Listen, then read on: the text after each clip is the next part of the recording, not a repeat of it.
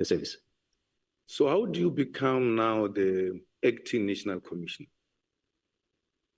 I don't know whether I should thank my grandmother, wherever she is, because I was sleeping and I was going to wake up in the next morning to travel with the National Commission of Police to visit Mpumalanga province. When I get a phone call from the General Ladla, who was in charge of the presidential team, then he says to me that the minister wants to see me in the morning. I did not know the reason for that call. I then had to phone the chief of staff at the office, actually spokesperson of the Minister of Police at the time, who was a spokesperson.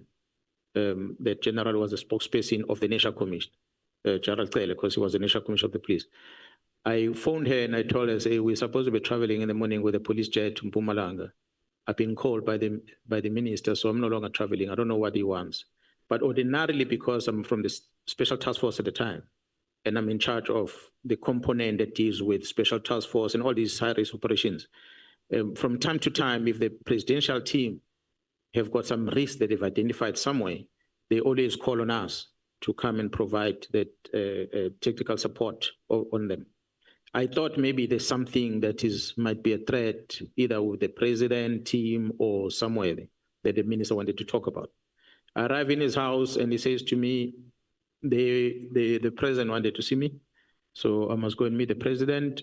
I went to the president and the president says, I've now taken a decision to appoint you as acting national commissioner because we are suspending General Cele based on the procurement of that building in Pretoria.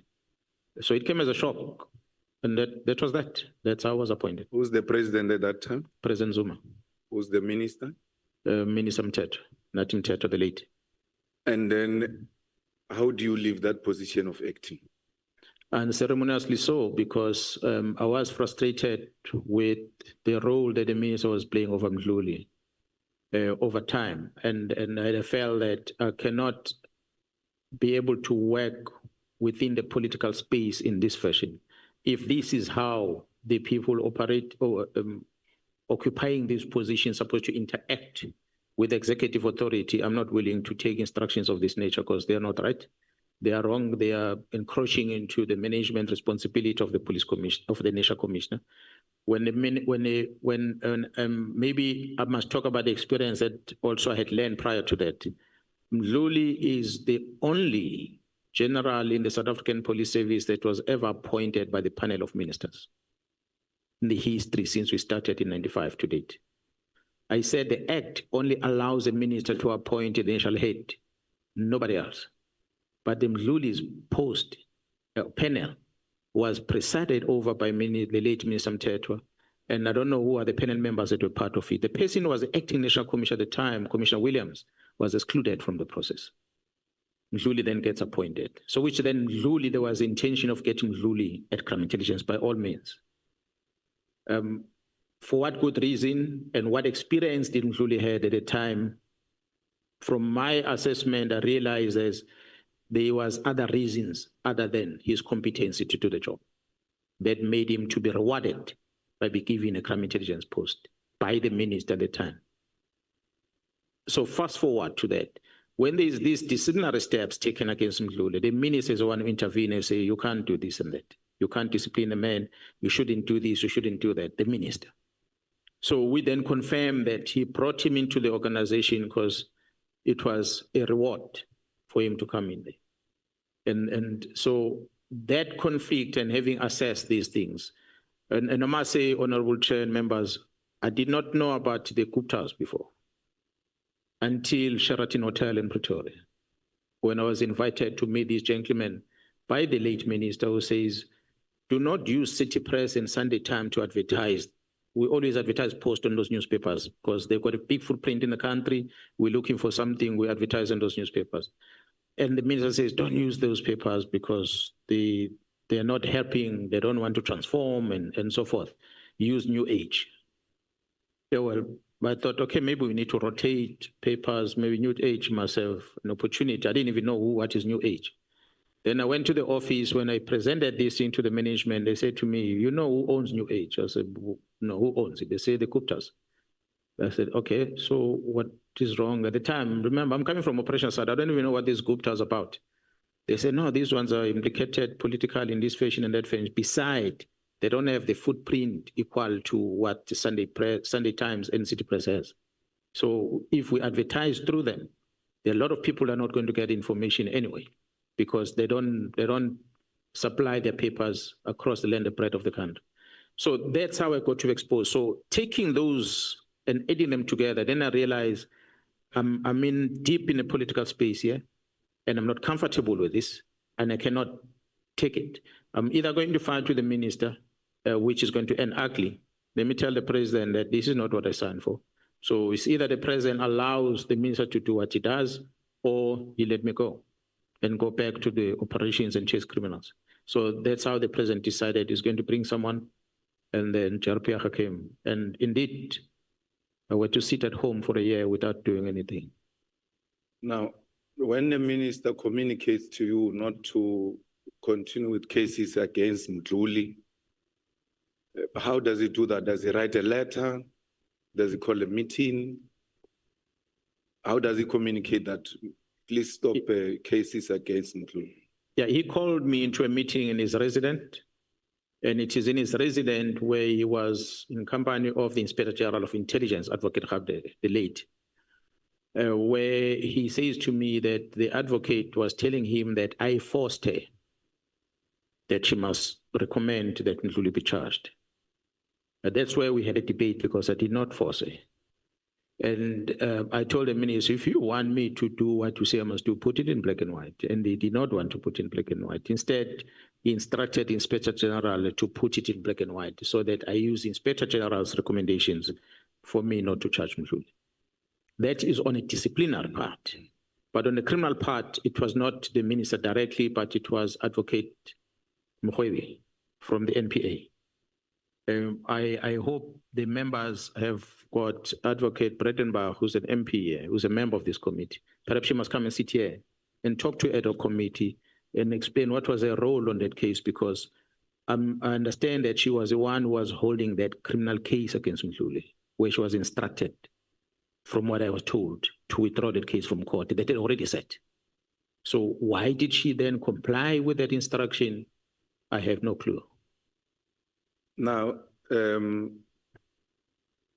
when communicate to the president that we're engaged in some illegal activity which I didn't sign up for, how do you communicate that to the president? Because the president would have ordinarily asked for something in a written form. What did they say to you? Or did you write to the president? Did you?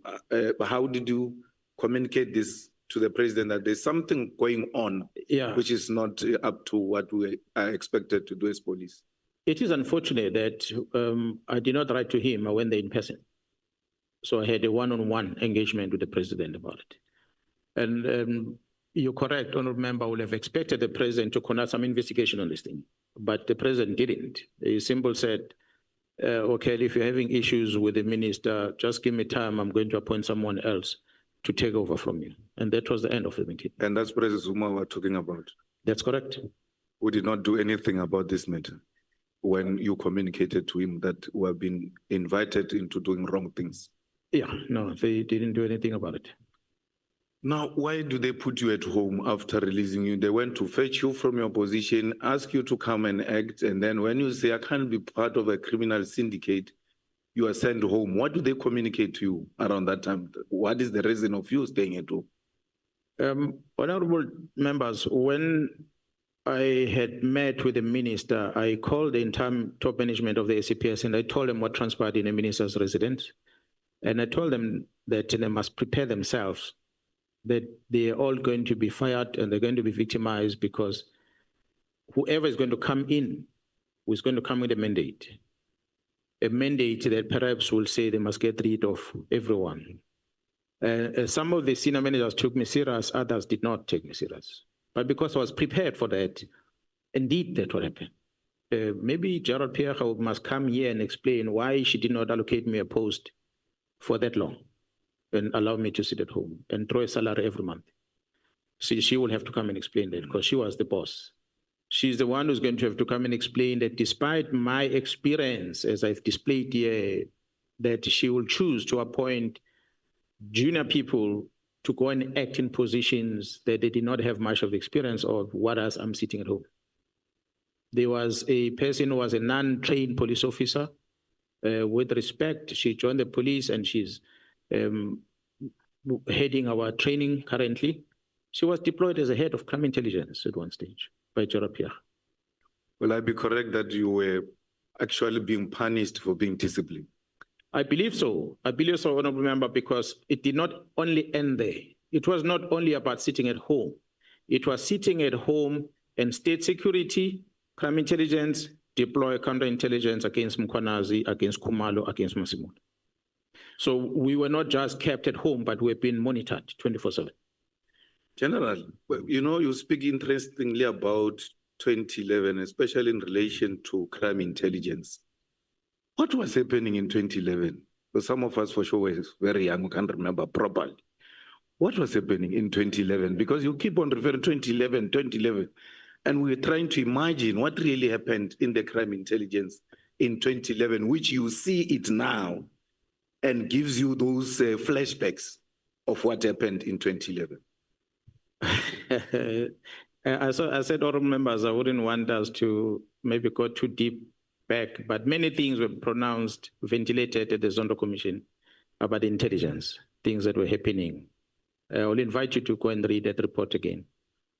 But at crime intelligence at the time, what was dominating the media space was the looting of the secret fund account in such a manner that it ended up getting a name of slush fund. Majority of the citizens know it as slush fund. It's not a slush fund. It's a secret service account. But because it was misused to that extent, it then became a slush fund. That's what was dominating the media space in 2011 when I came in, which was a sore point within crime intelligence.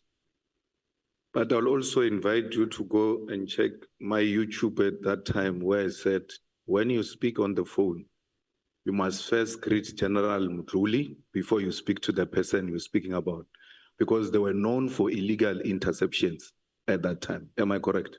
Yeah, that's correct. That's correct. That's why Gerald Cele himself, as initial commissioner at that time, fell victim of the same thing. Now, you now are back, you're appointed. I know you went acting, came back, and then you appointed a provincial commissioner in KZN.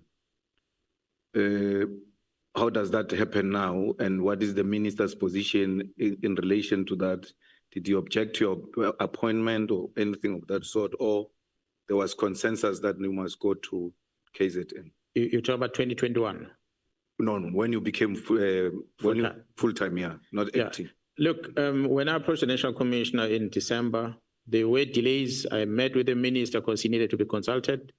Minister Cele at that time did not want me to leave the head office. He wanted me to stay remain at the head office. And he felt that maybe my expertise would be wasted if I go to the province. I'm better off to assist at the national level. But I pleaded with him that I needed a new challenge.